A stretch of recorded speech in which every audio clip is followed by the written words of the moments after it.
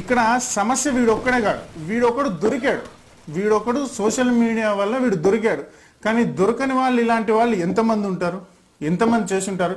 మనకు మన చరిత్ర తెలియదా? మన చరిత్రలో ఎన్ని దేవాలయాలు కూల్చబడ్డాయి, మన చరిత్రలో ఎన్ని అద్భుతమైనటువంటి కట్టడాలు కూల్చబడ్డాయి. కారణము, మూలం ఏంటి?